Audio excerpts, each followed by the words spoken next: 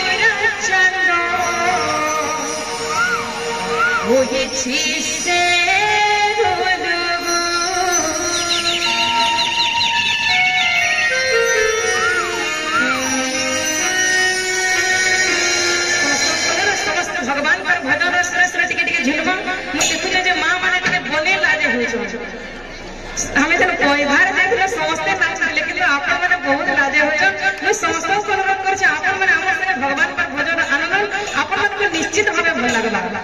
समस्ते हमर संगे मिसी के ताली मारी के हरि बोल हरि सहित भजन आनंद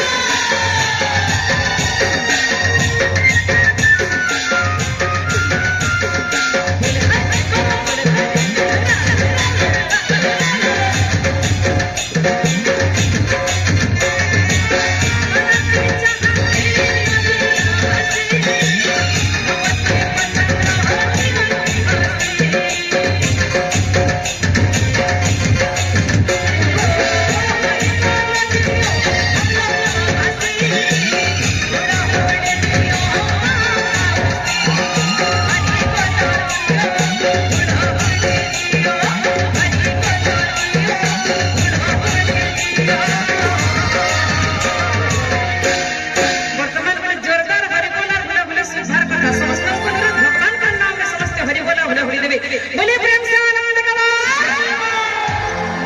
जे हुला हुली त जहो सब कुछ बाकी मते लागै छै बापा घर में पर हरि बोलता के डाउन ही जाउ जा के रड़ी गरी बोले प्रेम से आनंद करो बोले पवन पुन प्रवीर हनुमान की वसंतो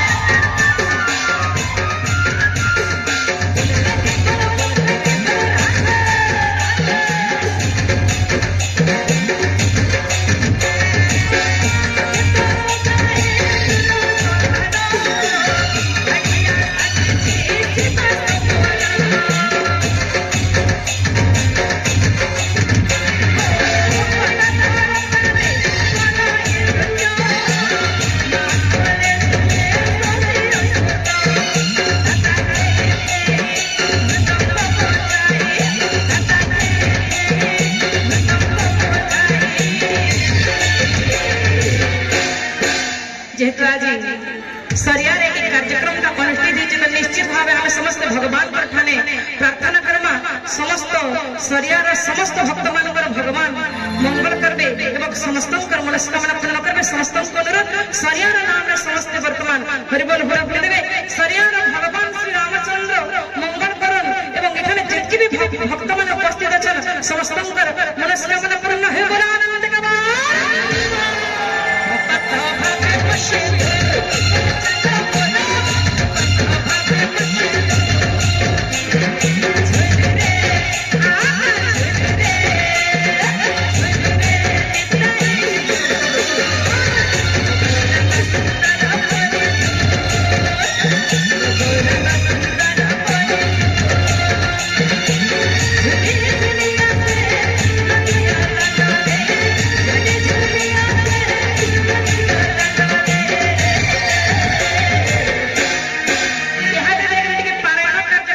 जनता का बड़ा संस्था हाथ ऊपर के उठे करी